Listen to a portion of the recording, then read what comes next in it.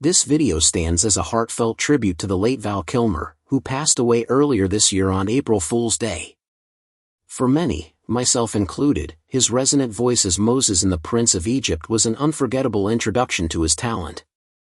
Beyond the animated epic, Kilmer left an indelible mark with iconic performances in movies like the Top Gun films and Batman Forever.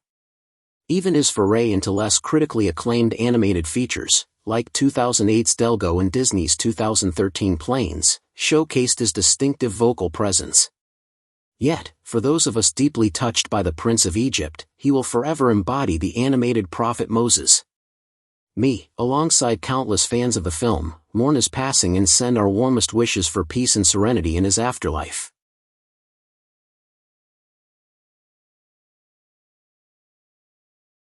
Welcome back to another episode of my Dreamworks Villains Retrospective, and in this entry, we will be talking about the antagonists in what is apparently Dreamworks' very first franchise, albeit a small one, which is of course the 1998 film, The Prince of Egypt. Dreamworks founder Jeffrey Katzenberg came up with the idea when working at Disney and pitched it to then Disney CEO Michael Eisner many times, but Eisner felt that the movie did not fit into the Disney criteria. That and his and Katzenberg's relationship being on the rocks soon resulted in Katzenberg finding Dreamworks and soon began production on The Prince of Egypt after Ants. Before I talk about the villains though, let me talk about where they originated from, and while actually talking about the villains, I will go over what was planned for them during production for the film before they got scrapped. The Prince of Egypt is a cinematic retelling of the biblical story of Exodus, focusing on the early life of Moses. The narrative begins with the tyrannical Pharaoh Seti, consumed by paranoia over the growing Hebrew population, enacting a brutal decree, the execution of all newborn Hebrew males. To save her infant son, Moses' mother, Jochebed, entrusts him to a basket and sets him adrift on the Nile. Miraculously, the basket finds its way to the royal palace, where Moses is discovered and adopted by the pharaoh's daughter, thus becoming a prince. As Moses matures, he grapples with his identity when he discovers his Hebrew heritage and reconnects with his biological siblings, Aaron and Miriam. This revelation ignites a fierce empathy for his people's suffering. Witnessing an Egyptian overseer brutally beat a Hebrew slave, Moses intervenes, resulting in the overseer's death. To escape Seti's wrath, Moses flees Egypt and finds refuge in the land of Midian, where he marries a woman named Zipporah, starts a family, and embraces life as a shepherd for 40 years. Moses' life takes a divine turn when he encounters a burning bush, from which God speaks to him and commissions Moses to return to Egypt and liberate the Hebrew slaves. Upon his return, he finds that Seti's son, Ramesses, now reigns as Pharaoh. Despite Moses' pleas to free his people, Ramesses repeatedly refuses. In response, guided by God's power, Moses unleashes a series of 10 devastating plagues upon Egypt, from the Nile turning to blood, swarms of vermin, darkness, and the angel of death claiming the lives of Egypt's firstborn sons, including Ramesses' own heir. This ultimate tragedy finally breaks Ramesses, and he yields, allowing the Hebrews to depart. However, Ramesses soon reneges on his promise and pursues the escaping Hebrews with his army. In a final act of divine intervention, Moses parts the Red Sea, creating a dry path for his people to cross. As the last of the Hebrews reach safety, the waters surge back, engulfing and annihilating the pursuing Egyptian forces, securing the Hebrews' freedom. It's worth noting that out of all of the stories in the Bible, this, alongside the Nativity story, is the most adapted story there ever was, as there have been many movie and shows based on it. From well-known adaptations like the 1950s Cecil B. DeMille movie The Ten Commandments to forgettable incarnations like 2014's Exodus Gods and Kings, it's basically A Christmas Carol of the Bible. It's also worth noting there were other problems Moses faced when leading his people out of Egypt, like how they would constantly rebel when the tiring journey to the land God promised them wears on them, like how they made a golden calf statue when Moses was on Mount Sinai, and when they reached the promised land, it was already inhabited by strong people that they had no faith in challenging, and their cowardice and as well as rebelling for the umpteenth time caused God to forbid them from entering said land for 40 years, but I'm getting ahead of myself. Let's now talk about the villains in The Prince of Egypt. The first villain in this video's repertoire is, of course, the hard-headed Pharaoh himself. The film first introduces a young Ramesses during the opening number, Deliver Us. Carried in his mother Queen Tuya's arms within the palace lake, he and she witness the arrival of Moses's basket which floats up to them. Adopted into the royal family, Moses grows up as Ramesses' brother. Their dynamic is established early on. Moses is a reckless trickster, while Ramesses is the more pragmatic and cautious one, often reluctantly pulled into his brother's antics. A pivotal moment occurs when they are reprimanded by their father for wreaking havoc across the kingdom, a scene that unveils the deep-seated insecurity and burgeoning stubbornness that will come to define the future pharaoh. One damaged temple does not destroy centuries of tradition, but one weak link can break the chain of a mighty dynasty. A child's upbringing more or less shapes their mindset in adulthood, and for Ramesses, being labeled a weak link to a pharaoh's dynasty by his father planted the seeds of a toxic inferiority complex, one that manifests starkly in the film's second half. While Ramesses' actions as pharaoh ultimately stem from his own choices, Seti bears some responsibility. Had Ramesses been raised with compassion, he might not have become as harsh a ruler as his father was. That said, his upbringing wasn't entirely destructive. His mother offered genuine love, and Moses, though often the source of trouble, still took accountability for his actions, a trait Ramesses himself acknowledges during the Plague of Darkness later on. Even Seti, possibly to atone for his cruel words, named Ramesses Prince Regent during a banquet, the same event where Moses meets Zipporah after the Egyptian high priests, Hotep and Hoi, kidnap her. These experiences likely nurtured the humanity that tempers Ramesses' insecurities. We see glimpses of it in his better moments, insisting Moses' killing of the slave driver was accidental, pardoning him years later, and grieving deeply for his son after the final plague. Does this absolve his cruelty toward the Hebrew slaves? Not really. But it complicates him and makes him less a one-dimensional villain and more a figure tormented by doubt and inherited expectations. Getting into his role as pharaoh, after Moses returns at God's command to free the Hebrews, Ramesses is initially overjoyed to see his brother and is said, Ramesses forgives his past crime. However, he slowly learns Moses' true purpose of returning to Egypt, and what follows is his slow descent into tyranny. When Moses transforms his staff into a serpent, Ramesses dismisses it as a trick, amusingly tasking Hotep and Hoi with replicating it, a scene that I will revisit later. After that, Moses and Ramesses decide to duke it out in private within the throne room. Despite Moses' pleas, Ramesses shows indifference to the Hebrews' suffering and boasts of surpassing Seti's legacy. However, when Moses returns a ring Ramesses gave him before, symbolizing that he is leaving his royal past behind, Ramesses finally realizes the truth in 25 emotional seconds as his face contorts into different emotions, which soon results in Ramesses' rage erupting in a chilling stare that he shoots at Moses, which personally I find to be worth a jump scare. The score by Hans Zimmer during this scene is also spine-chilling.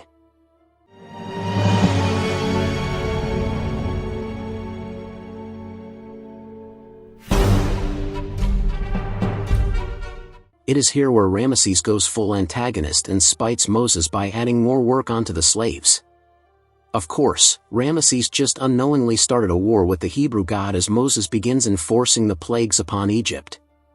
Before I continue, I should probably mention that the plague song is the only time where Ramesses has any singing lines. It probably would have been nice to see him get a song all to himself as he shares this song with Moses. While all the songs are pretty good in their own right, The Plagues more or less stands out as the most well-known song from the movie, as many YouTube videos feature the song being played alongside other animated material or fan-made animatics. Anyway, the song perfectly establishes the conflict between Moses and Ramesses. While Moses is watching the chaos unfold with the utmost sadness and remorse, Ramesses is doing all he can to pay the plagues no mind and ensure that he doesn't cave into God and Moses' commands, as his psyche of disappointing his late father if he does so is clouding his judgment to the bigger picture. The end scene where Moses and Ramesses face off is also symbolic in a sense, as while Moses chooses to remain in the frame, showing that he is owning up to his actions in this matter, Ramesses walks away from the light around him, again too caught up in his weak link insecurity to properly face up to his own transgressions.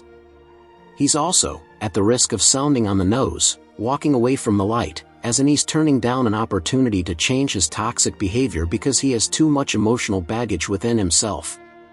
Comparing him to Frollo from Disney's The Hunchback of Notre Dame for a moment, during the Hellfire song, he also has a turn away from the light moment as when the guard who tells him about Esmeralda's escape from the cathedral. Frollo could choose to exit his chamber to the light and drop his vendetta against Esmeralda, but chooses to remain by his fireplace and double down on his obsession with her, even telling the guard to get out. Of course, we all know where this led to. That being said, where they differ is their motives. For Frollo, it was pure self-righteousness and refusal to find fault in his actions. He sees himself as a good person, and whenever someone challenges him, expect nothing short of using the authority he has to ruin your life. For Ramesses, it's a lot more complicated. He was raised by a father who had high expectations, belittles him when he doesn't start living up to those expectations, and only having a handful of positive influences to ground his morality but are unfortunately overshadowed by the burdens he's been given. Again, this doesn't necessarily justify his bad tendencies, but at the same time, we can't help but feel sorry for and relate to him, as most of us have had to put up with things like this in our lives. Heck, during the production of the movie, some scenes made Ramesses look too sympathetic, so the filmmakers tried to make him more hate-worthy to root for Moses. Only a lot of fans still sympathize with Ramesses. I just realized that I went this long talking about Ramesses without mentioning his voice actor. Ralph Fiennes is a well-known English actor, with his best-known role being Lord Voldemort in 5 of the 8 Harry Potter movies, and before Prince of Egypt, he was well known as Amon Goeth in Schindler's List. Before Fiennes was cast, another future Harry Potter actor, Gary Oldman, was considered for Ramesses, but it wouldn't be until less than 13 years after The Prince of Egypt came out that Oldman was casted as a Dreamworks villain with Lord Shin in Kung Fu Panda 2. Another casting choice for Ramesses was Robert De Niro, but I guess having Ramesses sound like a gangster would be distracting for the audience. Anywho, Fiennes gives a believable performance as Ramesses, voicing him with complexity and seriousness. I think the biggest scene that explores this is during the end of the 9th plague scene. And I think it's time I finished the job. Ramesses! And there shall be a great cry in all of Egypt, such as never has been or ever will be again. Coming to the film's climax, Ramesses decides to do what his father did years ago and kill the firstborn Hebrew boys. However, God launches a preemptive strike by invoking the 10th plague, killing all of the firstborn Egyptian boys, his own son included, and a devastated Ramesses tells a visiting Moses that at long last, he is setting the slaves free. After Moses leaves, Ramesses gives another scary glare at him, more scarier than the scene where he commits to being Moses' enemy. Getting into the film's production once more, there was supposed to be a scene after which where Ramesses would grab a nearby knife, and another scene later on where he would also gather his army to retrieve the slaves. Both were cut because they felt too cliched. Anyway, as I said just now, Ramesses leads his army to find the Hebrews by the Red Sea. Most adaptations of the Exodus story that feature this bit have the Pharaoh's motives vary.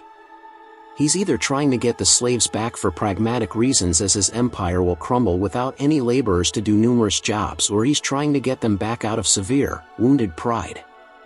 Since the part of this movie showing Ramesses gathering up his army was 86th, we may never know, although it could be implied that his inferiority complex is driving him to ensure that, again, he won't be the weak link. Of course, it would appear God is one for irony, as Ramesses' blind rage against Moses ends up being the weak link needed to ensure his own downfall, as after God blocks the army with a pillar of fire, Moses parts the Red Sea. Once the pillar disperses and the army sees the Hebrews passing through the parted ocean, Ramesses doesn't think how God might be baiting them and orders his army to go through the given path to seize the Hebrews, only for his army to get perished when God restores the sea to when it once was. Ramesses ends up being spared, however, as when he drives into the pathway, his chariot crashes and he falls out. While he gets caught in the flood, he is simply pushed back onto a small island-sized rock. The last we see of this poor soul, driven by a need to prove himself worthy to his dead father, is him crying out to Moses. He did something similar in an earlier scene when Moses leaves Egypt, only this one is more expanded and, quite frankly, a lot more sad. Moses can do nothing but look at his adopted brother from the other side of the sea with a remorseful face, say goodbye, and leads the Hebrews to the promised land. A lot of people may be wondering what happened to Ramesses after this. Did he get off that rock and go back to Egypt? Was Egypt still functioning even after the whole plague debacle? Was Ramesses still respected afterward? Well, in a biblical text, it said that due to losing the Egyptian leader, since in the Bible, the Pharaoh perished alongside his army, Egypt suffered internal chaos. But since the Pharaoh was spared here, it leaves a lot of questions unanswered. I'm guessing he managed to get off the rock and go back to Egypt, though Ramesses now has to live with the fact that he indeed became the weak link that broke his father's mighty dynasty. Speaking of his father, I think it's time we segue to the guy who lit the match of the Exodus without realizing it. The pharaoh that came before Ramesses, Seti. Voiced by Shakespearean actor Patrick Stewart, Seti is, as I said before, an example of what happens when parents set toxic standards for their children. If I were to describe Stewart's acting for Seti, it would be like he's channeling his well-known role of Captain Picard from Star Trek The Next Generation into a corrupt authority figure. Looking at an animatic for Ramesses that was uncovered by YouTuber Estosadas, Seti's design looked mostly as it did in the final film, with the only differences being that his white Nemes, which is the crown of a pharaoh, looks a little taller and wider. The golden cobra crown insignia is missing, and his belt keeping his turban up looks like a modern-day belt than the strap he uses in the film. While he mostly follows the same beats as his biblical counterpart does, it has to be said that, like with Ramesses, some liberties were taken with him, the central one in this case being his relationship with his sons. He treats them both pretty sternly when they recklessly ruin a temple when they were racing on chariots, but that's fathers for you whenever their offspring act out of order. Heck, some banter from Moses and Ramesses during the darkness plague had Ramesses recall Seti getting angry about a prank Moses pulled regarding rearranging some heads of Egyptian god statues. I'll come back to that one later. Since Ramesses is the elder son, or rather the blood son depending on how the monarchy here works, Seti has high expectations for Ramesses to take the helms of leading Egypt when he can no longer carry on that responsibility. As stated before, his high standards ended up doing a number on Ramesses' psyche when Seti implies that he is a weak link who could bring down his ancestral dynasty, a sentiment that more or less rears its head at the end of the movie. Though, again as stated, he is capable of showing compassion and isn't without his kind points, as his talk with Moses after scolding him and Ramesses show that he can show reason, and during his banquet later on, he dubs Ramesses as Prince Regent, which was inspired by said talk with Moses. Despite all of these good qualities, I feel like it's only fair to remind you that Seti is in this villain retrospective for a reason, and that is because of his actions from the movie's start, where he decrees that all firstborn male Hebrew infants be killed or fed to the Nile crocodiles due to his paranoia of the slaves rising up against the Egyptians. Years later, when Moses sees hieroglyphics depicting his atrocity just as he learned he was a Hebrew himself, we see that Seti has not felt any remorse for this, since as when he finds Moses traumatized at what he sees and tries to comfort him, we can hear the coldness and apathy in Seti's voice that only Patrick Stewart himself could make frightening with his charming British mannerisms. Oh, my son, they were only slaves. This was Seti's last scene in the movie, as he didn't appear in the second and third acts, as he very most likely died of old age, alongside his wife, as she doesn't really appear either. He is only referred to at some points, but that's about it really. Admittedly, this was probably a practical move on the filmmakers, but it's accurate to the scriptures in the Bible, and Seti has served his purpose as an antagonistic force for the first act, and we do see how, despite being gone, Ramesses is still dedicated to ruling Egypt as Seti would. It's a great showing how a villain who is dead will not erase the cruelty that dished out onto the world and life, and as such, throughout the rest of the film, Seti became what is known as a posthumous villain, a villain who is dead, but, to reiterate, their actions have left an impact when they were alive. And with that, let's move on. When it comes to henchmen in the Dreamworks movies, they, like the villains they work for, can range from memorable to forgettable. I have talked about some henchmen in this retrospective before, from General Conrad and Gordon and Colonel Cutter in the last two videos.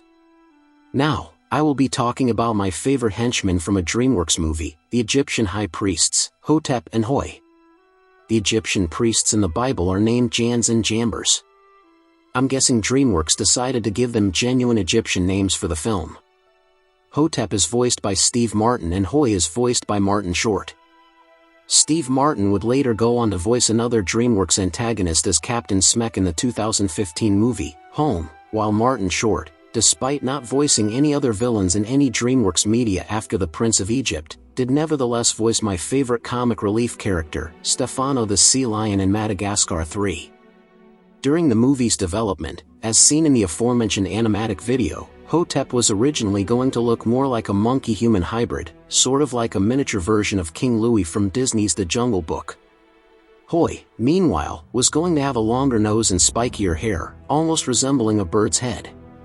Circling back to what I said about comic relief characters, Hotep and Hoy do sort of serve as comic relief antagonists. I say sort of because they are not all comedy, but for their comedic elements, they get caught up in a sand flood caused by the destruction of a temple by Moses and Ramesses, they get soaked in a fruit bomb on account of a prank by Moses, and they do have some funny banter seen throughout the film. We are compelled to remind you that this man committed a serious crime against the gods. We are loath to bring it up, mind you. Getting into what I said about them not always being comedic villains, the movie does show that, for all their light-hearted moments, they are worshippers of false gods, are under the employ of a genocidal tyrant and later, his son, and are willing to enforce their commands, no matter what unspeakable act they commit in doing so, like when they kidnapped Zipporah and brought her to Seti's banquet as an offering to Ramesses. We don't learn much about them, but going back to that head-switching prank I mentioned earlier, Hotep and Hoy considered it a horrible omen and for 2 months, issued that there be a fasting, a phrase in the Bible which means partaking in the absence of food. Their devotion to the Egyptian gods is shown to be on both ends of the spectrum as they credit gods like Ra but at the same time use magician-style tricks to show that said gods have the ability to mimic the Hebrew God as well, which could be considered blasphemy. Said tricks are on full display in their big show-stopping musical number, Playing with the Big Boys Now. According to some notes I found on TV Tropes, the song was originally going to be a Las Vegas-style magic show, complete with showgirls and animals, but since that most likely wouldn't fit into the movie's religious tones, it was changed to be more darker and scary, though the lyrics stayed the same and it was mostly the orchestra that got changed. At a few points in the song, the Egyptian gods were listed by name, first by Hotep and Hoy at the start, and they would relist them at a much faster pace after that, and the other times they were listed were with the backup singers and sounded more intense. Getting back to those tricks, they would use smoke and mirrors as a way of showing their power and conjure up illusions, like switching their staffs with cobras when the audience, both in and out of universe, couldn't see due to a large smoke cloud. As a way to intimidate Moses, and near the song's end, they offer Moses a chance to be their acolyte, which means a religious servant, in return for him giving up his mission from God and serving them. This isn't brought up again, most likely for 2 reasons. 1. Moses would not go for such an offer as it would mean disobeying God, and 2. They were probably lying and wouldn't take him in even if he agreed. Back when I was mostly hooked on the film during middle school, this was my favorite song of the feature, though I only listened to most songs of it anyway. Like with the plagues, this song was also pretty well known for audiences as many parody videos of it were made on YouTube. As of present day, however, I feel like the song is filler. Don't get me wrong, I still find it enjoyable, and Steve Martin and Martin Short show they are capable of being intimidating and frightening, with Short giving Hoy a raspy, snake-like voice. I just feel like that this expands upon the one scene where Pharaoh orders his advisors to copy Moses' snake trick. After their little music number, the priests are largely underused for the remainder of the film and only appear in the scenes involving the plagues. They dye a bowl of water red to show up Moses when he, again, through God's power, turns the Nile River into blood, but they are unable to match the other plagues when everything turns to chaos, and because of that, Ramesses flips over a table with their concoctions and orders them to leave the palace. This is the last we see of them. Strangely, the priests in the original Bible story weren't frauds like Hotep and Hoy, but actually could cause supernatural events, probably more so than simply turning staffs into snakes. Yeah, go figure. I don't know how this is possible, but I probably shouldn't think about it too hard since the stories in the Bible can get surreal from time to time.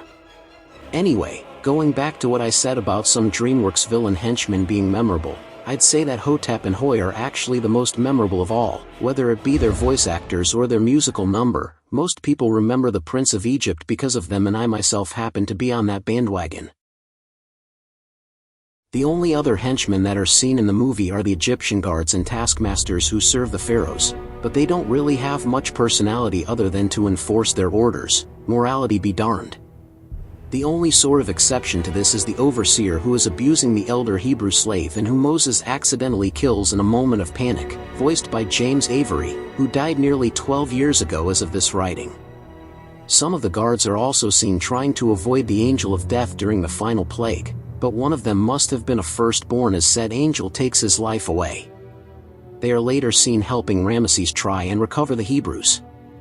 Of course, the results ended up bad for them, to put it mildly. On the topic of henchmen, Ramesses was going to have 2 cruel pet cats. It was probably from a time in the script when Moses was going to have 2 pet dogs as companions, but I digress. And with that, I think I said all I needed to say regarding the villains in the Prince of Egypt film, and it's time to move on to the next movie. Or more appropriately, move on back. Yes, you heard right. Let's turn back the clock to before the Moses story and get into the prequel with Joseph, King of Dreams. Before I talk about the Rogues Gallery here, let me give you a rundown of the original story from the book of Genesis from the Bible. In the land of Paddan Aram, Joseph is a young Jewish man who was born with the ability to interpret dreams. His 12 older half-brothers grew jealous as their father, Joshua, came to view Joseph as a gifted child, alongside being born from his infertile mother Rachel. Their envy soon led them to selling Joseph off into slavery, and Joseph ended up in Egypt, where he was bought by the Pharaoh's captain, Potiphar.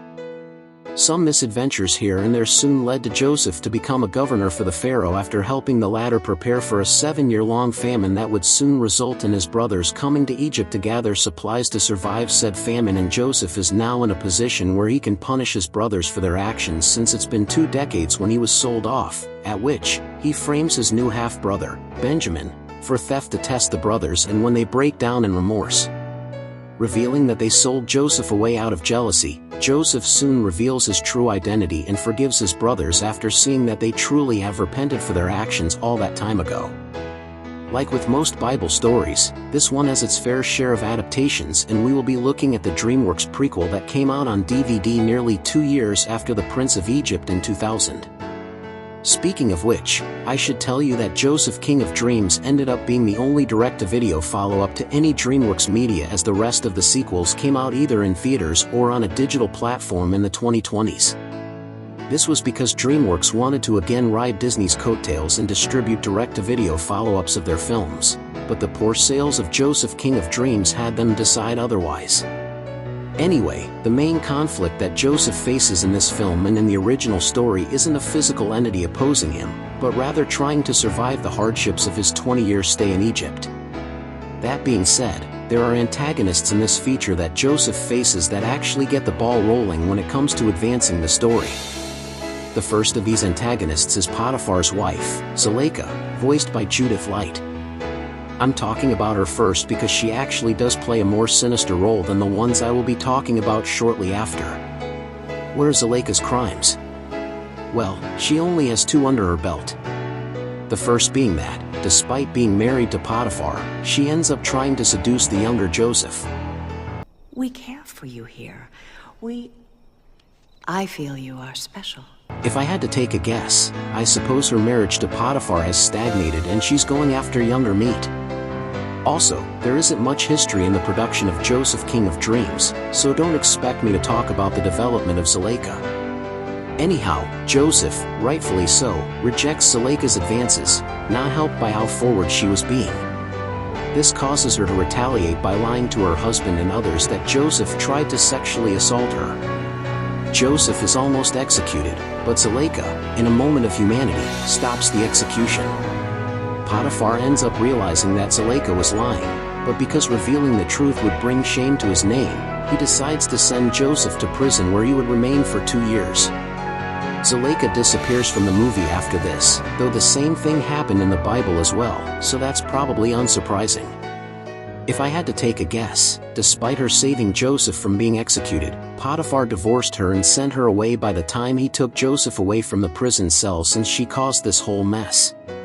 Personally, I'm in the middle of this because those who practice slander should reap what they sow, but since she had enough of a heart to save Joseph from being killed, I suppose I shouldn't be too upset with her. The other antagonists Joseph faces are, in case you didn't put it together, his own brothers. Or half-brothers to be precise. Their names are Judah, voiced by Mark Hamill, Reuben, voiced by Tom Virtue, Simeon, voiced by Steven Weber, Levi, voiced by Jeff Bennett, Zebulun, Issachar, voiced by Jess Harnell, Gad, Asher, Dan, and Naphtali.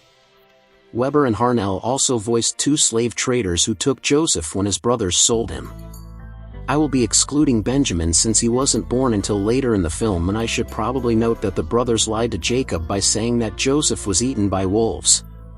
It should also be stated that Jacob clearly favored Joseph more than the rest, mostly because, like I stated in the origins section a while ago, Rachel was supposedly infertile and it was a miracle of God that Joseph ended up being born. While I can agree that someone being born from a woman with assumed inadequate reproductive functions is something to take pride in, the way Jacob is seen spoiling Joseph well into his teen years feels wrong, and it certainly doesn't help that Joseph was indulging in this as much as he could. Before Joseph actually wanted to join his brothers in tending to their daily routines, but Jacob separated him from them because he wanted Joseph to be set apart. Heck, even some of the opening lyrics in the movie's starting song, A Miracle Child, show how the brothers and Jacob each wanted to raise Joseph. Take a listen. And we will teach him. I will teach him all he needs to know. He'll stand apart from other men. We'll stand beside him, and together we will show him what it means to be a family. Judging by what we heard, the brothers wanted to raise and teach Joseph properly, while Jacob wanted to treat him as special than all the other sons because of his miraculous birth. If anything, it would seem that the brothers would have seemingly made better guardians for him than Jacob. While this doesn't justify the brothers selling Joseph off, who here hasn't been treated as second fiddle to your youngest sibling if you have one? Moving past this, the roles the brothers play in the movie don't deviate all that much from the original Bible story. The one who sort of stands out, apart from Benjamin to an extent, is Judah. Despite being just as jealous of Joseph as the rest of his brothers, it's shown that for the first act, he does try to keep a level head and rein his brothers in before they do something crazy, since as the older brother, he is responsible for them. That being said, when he can't get a hold of his jealousy anymore, he joins the brothers in selling Joseph into slavery, though judging by the tone of his voice after doing so, he does start to feel bad for this deed. Though, once he is at Joseph's mercy many years later, he slowly but surely unpacks all of his remorse on behalf of his brothers and stated that their father suffered such sadness for their actions, and says that they should endure what he thought was a random Egyptian governor's wrath for their transgression. If I had to scrutinize Judah's character even more, it would seem that he's the spokesman of the brothers, as he often speaks on their behalf. The other brother that sort of has a standout moment is Simeon, as Joseph accused him of being a thief and had him imprisoned, which was a way for the brothers to bring Benjamin to him. Also, Reuben had a bigger role in the original story, but here, he's basically a background character. The rest of the brothers barely get a time to shine. Anyway, it would seem that the brothers see Benjamin as a second opportunity to ensure that they don't make the same mistake with Joseph and let their jealousy blind them again.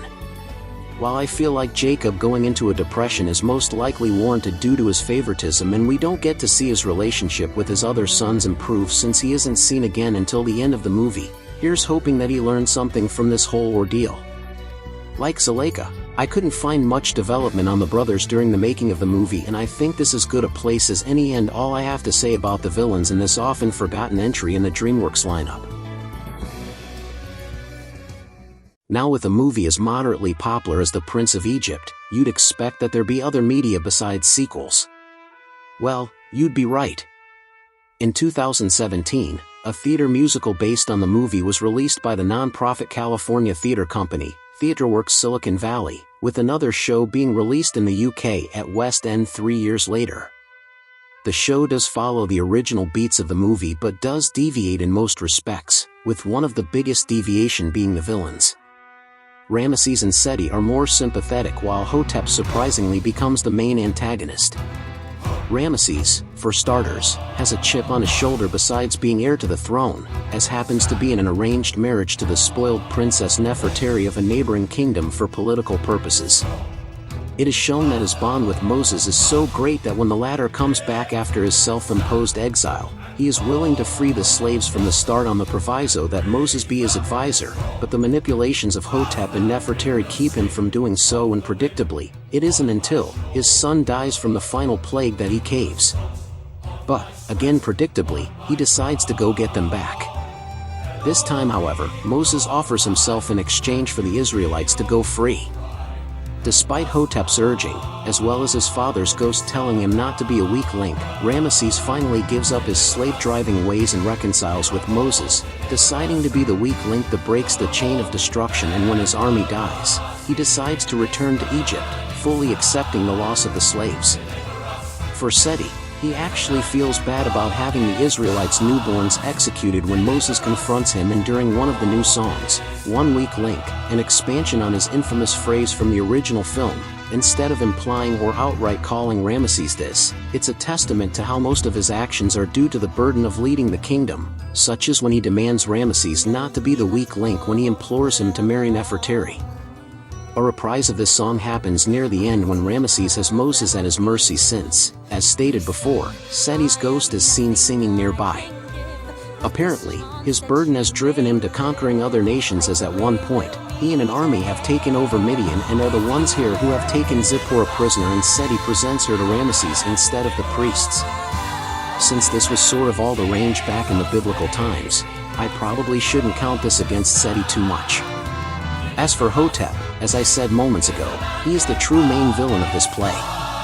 As an advisor to Seti and later Ramesses, Hotep seems to use his position to manipulate the pharaohs, and at several points, he keeps advising them to keep the support of him and the other priests, or else they will lose them and thus, lose influence over the kingdom. As stated before, he and Nefertari influenced Ramesses to reconsider freeing the slaves.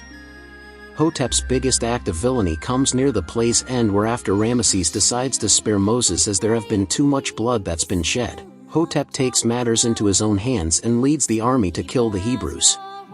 Of course, this goes about as well as you'd expect when the waters are parted no longer and Hotep alongside the pharaoh's army drown in the water.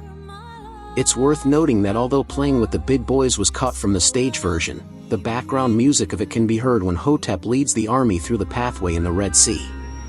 As for Nefertari, since she helps Hotep convince Ramesses to maintain the Hebrew slaves, she could be considered an antagonist, though her personality is mostly just a spoiled and arrogant royal and henpecking wife once she and Ramesses get married. Heck, she actually can be sympathetic, as she gets a song called Heartless, which she sings while grieving for her son. It's pretty heartbreaking when you listen to it. And with that, I have finally finished talking about the villains in the Prince of Egypt lineup. Join me next time as I do another double feature of 2 Dreamworks media, with both of them being films. One is my favorite of the 2D animated Dreamworks films, The Road to El Dorado and its villain Sekal Khan, and the other is Dreamworks' first collaboration with Aardman, Chicken Run, and its villain, Mrs. Tweety. And just to put this out there, I will not be discussing the Chicken Run sequel that came out 23 years after the original, not because it's inferior, but because Dreamworks played no part in creating it. Thank you all for watching, and I will see you later.